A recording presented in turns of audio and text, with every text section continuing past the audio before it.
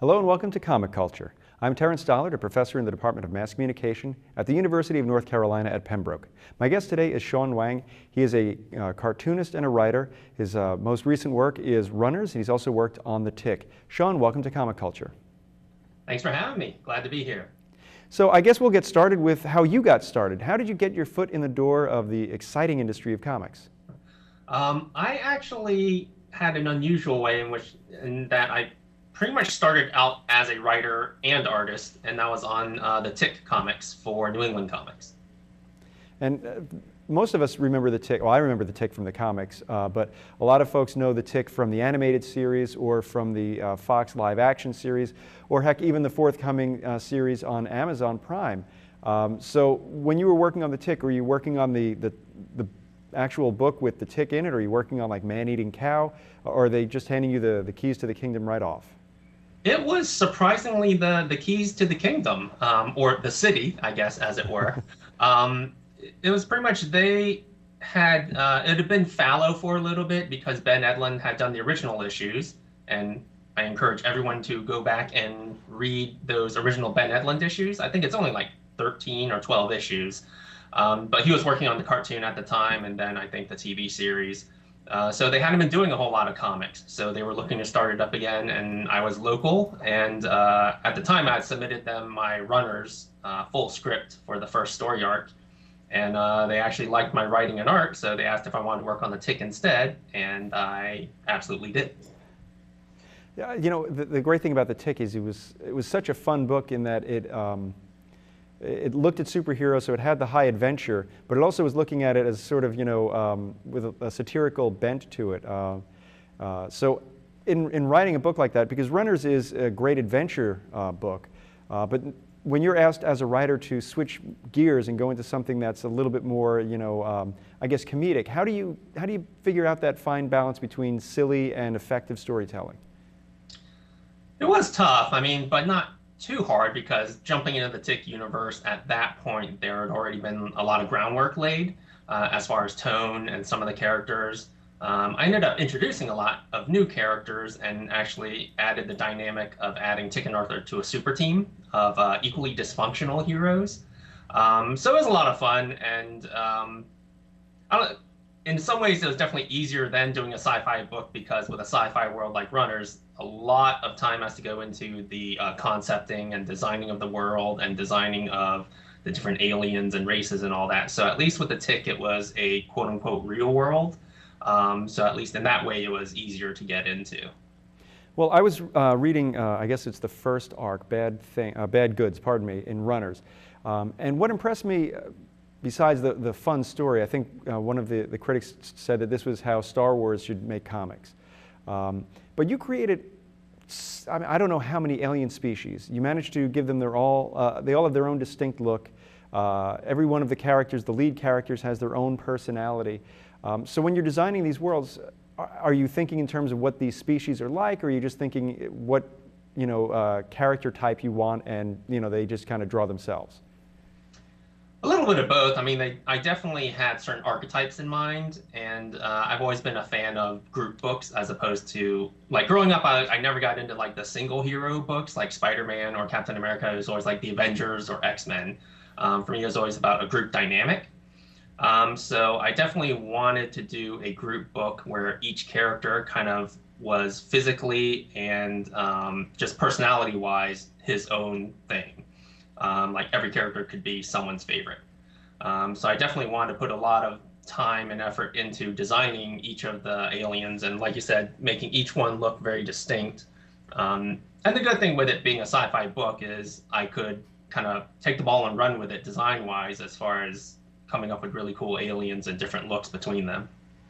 You also designed a lot of tech. I mean, there's different ships, different buildings, different weapons and whatnot. So I know for me, as a part-time cartoonist, I struggle with the backgrounds, and I struggle with how to make you know, that firearm look like it should look and whatnot. So it seems like you don't have much trouble doing that. So I'm wondering how you switch from designing the organic to the inorganic.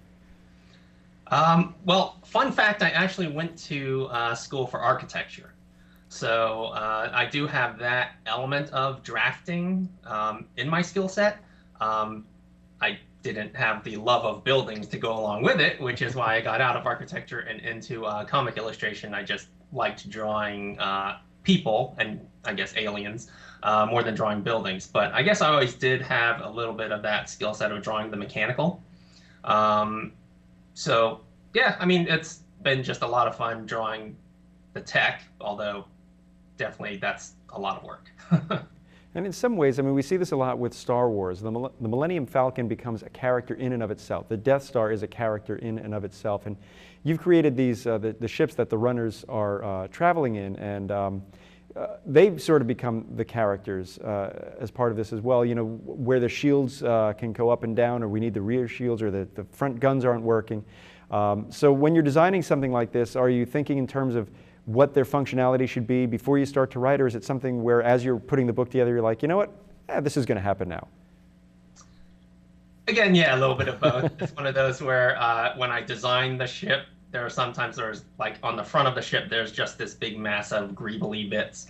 And I just figured, there's some sensors in there, maybe a gun and maybe some other stuff.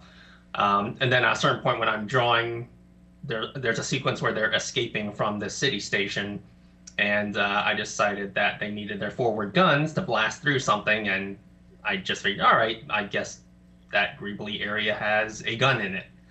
So some of the time it's just I'm designing it without a definitely clear intention to what all the bits and pieces are, and then I can kind of tailor to how it fits the story. But most of the time I have a lot of thought put into it beforehand. Like with that particular ship, I actually again put my architectural background to use and did like floor plans, so I knew like where the quarters were, where their bedrooms were, where the medical bay was, and all that. So I would know, even if I don't get too much into it in the story, for myself, I knew how the ship worked and what the layout was. Now, you mentioned designing. It seems, I think in one of the issues you point out that you changed one character from your original design. It was a male character, and then as you completed the first issue and the character was about to be introduced, you thought to yourself, they're all men, I need to add a female character, so you redesigned the character. So when you're doing something like that, does the personality of the character change, or is it the same basic personality, but it's just in a different form? Yeah, the personality actually did not change. I kind of wanted it. I think you're talking about Grissom, who is Yes. a former teammate who was captured during a run that went bad and thrown in prison, and she gets out. And originally, it was a male character. Thing is, until my wife kind of pointed out that she didn't want to see another Star Wars where it's like all male characters and kind of one token female, and I thought that was a really valid point. I kind of grew up on Star Wars, and I think in that day and age, there was just a lot more focus on male protagonists. Every now and then you might have, one female, and she might be a great character, but there really weren't a whole lot. So that's something that I've kind of been much more aware of. So once I got to that point, I realized, yeah, there really is no reason this character couldn't be a female. And the personality didn't have to change. It wasn't about making her more feminine or more masculine. It was just she was a former smuggler who served time in prison and now was out and possibly had like an axe to grind about it. And it's true, because you could have made the character be a love interest to one of the other characters, but it's just we're former crewmates. We work together, and just keep one eye open when you go to sleep tonight. Yeah, and I think part of it is probably writing the romantic stuff is not my strong suit. The series will have some of that, but it's one of those things where I've never felt the need to shoehorn it in. One of the things I love, like one of my favorite movies growing up was The Road Warrior. And it was one of those movies where it's like no romantic interest whatsoever, just pure, balls out action. And I kind of love the fact that they didn't, and there were female characters in it. They could have had Mad Max kind of form a relationship or a love interest, but they didn't. They didn't need it, and they didn't kind of force it on the movie. So it's one of those things where it's like, in Runners, where I need it and where I think it will enhance the story, I'll definitely add that in and kind of work on that, but I don't feel the need to force it on everybody. Now, one of the fun thing, it's a fun book. Runners is a fun book, but underneath it there is this underlying question of what the cargo is of these ships. And I don't want to give it away for anyone who hasn't read the book or who would like to read the book. But there is this sort of ethical dilemma that always is sort of under the surface. So when you're writing a book that is basically an adventure book, but you have this concept underneath it, how do you keep it from being something where it's really preachy to being something where it's, you know what, this is kind of a gray area because that's sort of the way it is in the world maybe, or so how do you approach that as a writer? You pretty much hit it on exactly in saying, talking about the gray area. I mentioned Road Warrior, but another one of my favorite movies is The Unforgiven, the Clint Eastwood Western. I think the first time I saw it, I was really bored watching it. And then because I was expecting like a shoot 'em up Western, but then on subsequent viewings, I really came to love how, you know, the people who are traditionally the good guys weren't necessarily the good guys. The people who are usually the bad guys actually had a lot of dimension to them. So that always interested me. And I kind of wanted to do a story about smugglers. And what's funny is this all kind of predated Firefly. So when Firefly came out, I was extremely nervous about it because I was worried it was going to mine a lot of the same territory. And it kind of did, but in a good way.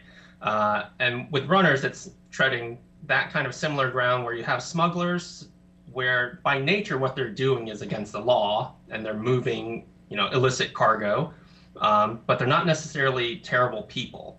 So it's, you know, dramatically rich material in terms of having them have ethical dilemmas over what they're actually doing. And I thought that was much more interesting than having your typical heroes and villains. And it is true. I mean, we are used to certain characters, you know, kind of skirting the law, but we never think about, well, I mean, there are certain laws that are there, and will they observe all of them or will they observe none of them? And I think you did a really nice job in that you always had that question sort of there, but they were just kind of afraid to mention it. And I you know, it was, I thought when you did the wrap up in the end of the first arc, it left you saying, okay, now this has to come back and kind of bite them. And I haven't read the subsequent book, so I'm not sure how you did that. But it seemed like you were just sort of laying the groundwork for a much bigger universe. And I think when we were originally trying to schedule our interview before both of us seemed to come down with the flu, you were saying that you were going to be working on the next story arc. And I was wondering if you can give us any hints on that. It's actually really exciting for me because I did the first book. I guess the whole timeline is I did the first book, and this was almost like around back in 2000. So I'm kind of almost embarrassed to say how long it's taken to get this series out. But then after that, I did a series for Image called Meltdown, and then came back to Runners and did the second book, and then did some other side projects. And the past several years, I was doing a lot of freelance work, and that was kind of winding down recently, and that was kind of a good thing because I was really wanting to get back to Runners. So what I'm doing right now that we had talked about is that I am not just working on the story for the next arc. I actually don't want to get back into the series unless I'm going to finish it, because it's been very start and stop, and it's been a bit frustrating for me and probably some readers as well. They've all been very nice, and they've all said, you know, whenever you can get to it, we'll be there. But I feel like I need to get to it and really stick with it and be more prolific with it in order for it to go anywhere and to build any momentum.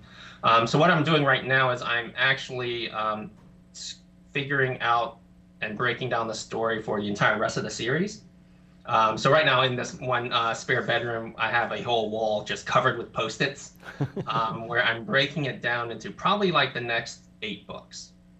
So I'm kind of working on all 8 of those simultaneously and figuring out each character arc and all the major plot points for the big epic story. And then once that's done, then I figure I can jump from book to book much more easily because the story will have been broken. Mm-hmm. And then I'm imagining in there'll be some fluidity when one book kind of comes to life, you'll see what needs to change in the next book. Hopefully no FBI agents come in and think that this is some sort of vast conspiracy, because we all know how that movie ends. There will be a police presence, not necessarily FBI, but this is a lot of the series does deal with the mob. So I thought it would be interesting to introduce the flip side of that coin and law enforcement and their attempts to kind of take down the mob and how the runners crew gets caught up in that. So I'd like to switch gears a little bit. We've been talking about your writing. I'd like to talk about your art style. Your book is, well, it's not black and white. It's more of a grayscale. So I'm wondering, are you working on, Bristol board with pen and ink, or are you doing everything digitally? Is it a combination of the two? Combination. And actually, so the first book was black and white and grayscale, because at the time, obviously that was a cheaper way to go. But I was also reading more manga series back then, like Gunsmith Cats, Battle Angel Alita. I really like the art in all of those. And in those, I used grayscale. And when used well, it didn't feel like it was lacking anything for not being in color. So the first book was done that way. And the second book is actually full color. So whenever you get the chance to check that out, hopefully you'll like seeing the series in color. But to answer your question, I do work in both. I pencil and ink on Bristol board, and then I scan that in and then do the coloring and lettering in Photoshop. So it is actually, it's not like you're taking like blue line and just kind of touching it up in Photoshop. You're actually doing the full inks right on the board. That's always a nice process when you can get your hands onto the material that you're working on. It feels a little bit more organic, at least to me. Yeah, that's for me, that's pretty much how I like to work. I have a lot of other friends who work digitally, and it's something that I kind of want to play around with, because anything that I can do to speed up the process, because for a series of this kind of magnitude, like writing and penciling and inking and coloring and lettering, and then doing all the promotion and marketing, it's like anywhere I can cut some corners without losing the actual look of the art and the the writing, I'd love to do. So I do want to play around with working a little bit more digitally, but for now I like being able to look down on a page and see all the artwork there and not have to scroll left or right or zoom in and zoom out. I can't quite wrap my head around that in the penciling and inking stage. Coloring, yes, but I still like seeing the board in its entirety kind of in front of me physically. And I guess another question is, I have a hard time working in color. I do a lot of my own artwork at home. It's in black and white. And then occasionally I'll do something like a cover in color. And I just find I've got no eye for it. So I was wondering how you're able to make that switch. Is it something that's easy for you just because you've been doing it for so long, or is it a struggle like it is for a schmuck like me? It's kind of a struggle, actually. And I was actually really nervous when I did my second book, because that was the first time I had ever colored anything on that kind of scale. I had done a couple just standalone images or covers or that sort of thing just for fun, but never an entire graphic novel. So when I did it, I was very nervous about how it would turn out, but I think it turned out really well. I'm really happy with it. I tend to skew more towards a cartoony kind of cel-shaded style anyway.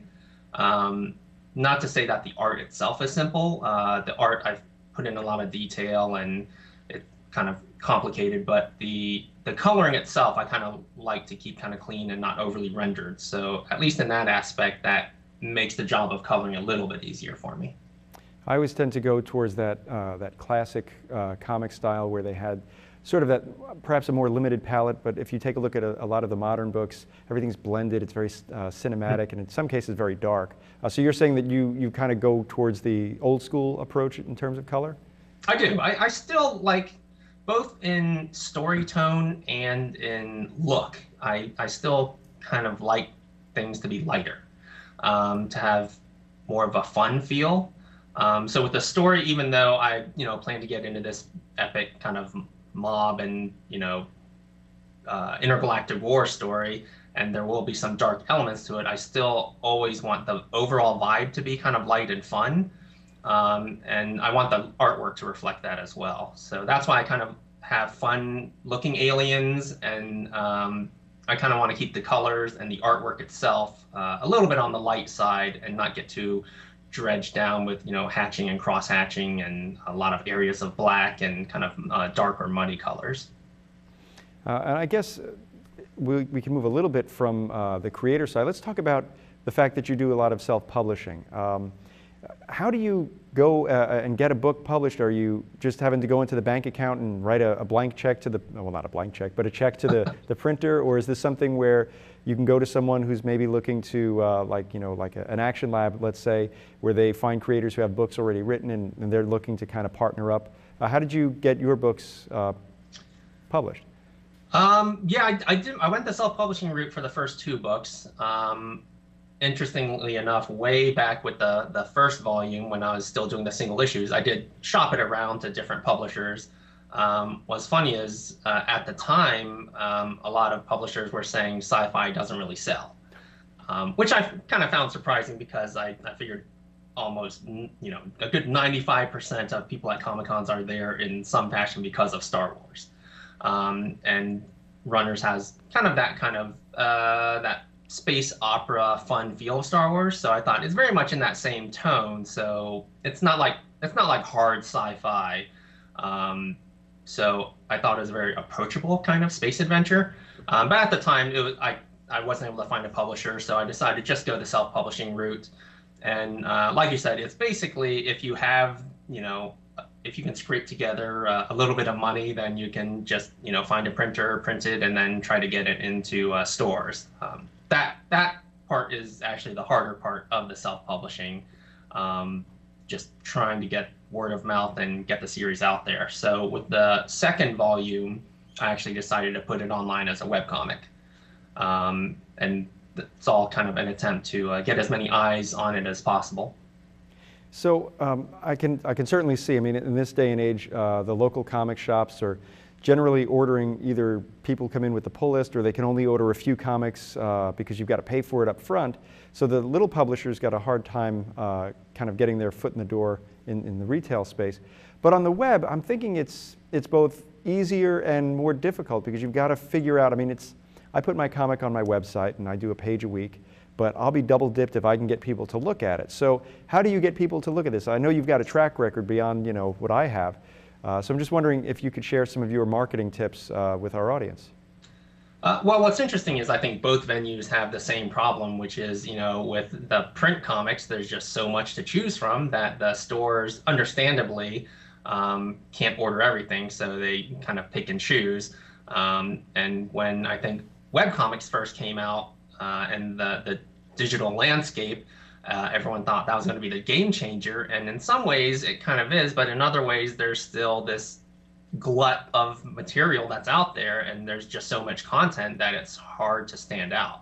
So I think it's the same thing, just in a different media of trying to cut through the clutter.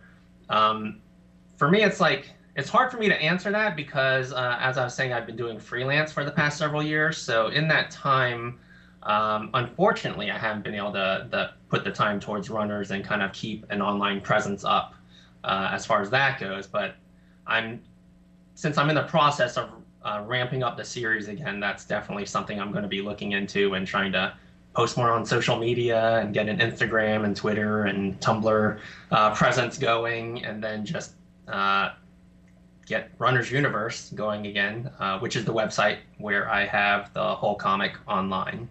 What would be the differences when you were first putting your book up and what you see now? I mean, now we have Kickstarter, we have Indiegogo and that sort of way of getting people behind you.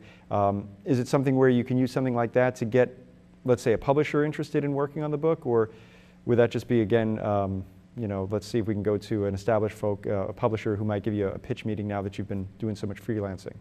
Yeah, well, definitely. My hope is to line up a publisher this time around, just because I in terms of getting into more stores and in front of more eyes, I think that would be a help.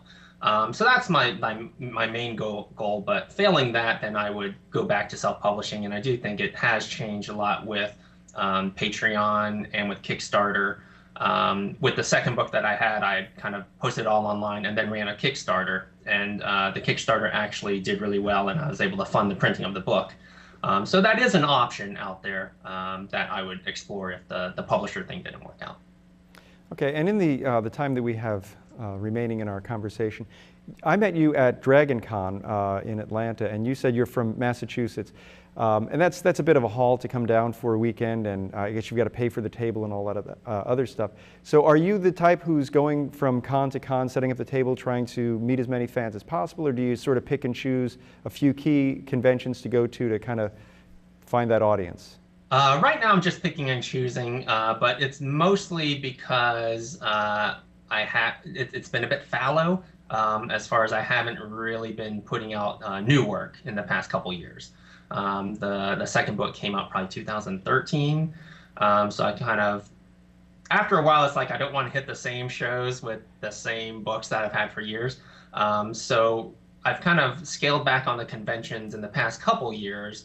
But once I start really pumping the series out again, then I'm going to be hitting the con circuit in earnest. So is there any convention you're going to be going to this year? I know we have Heroes Con here in North Carolina, which is one of my favorites. So I was just wondering. It's a great show, yeah. So is there any chance we'll see you this year?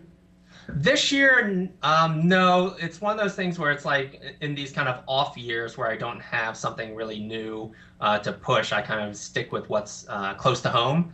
So I will be at Boston Comic Con, and then there is a smaller one-day show, the Plastic City Comic Con in Massachusetts, and then looking into a couple shows in Connecticut as well. But I might be doing a Dragon Con again this year. I have family in the area, so it's kind of a good reason to go down and visit. But those might be it for this year. And we have about 10 seconds left in our show. Sean, if someone wanted to find out more about Runners and your work, how could they find you? You can read the whole thing for free online at runnersuniverse.com. And then you could also check out my other work at seanwang.com, which is SeanWang.com. Well, thank you so much, Sean, and thank you at home for watching Comic Culture. We will see you again next time.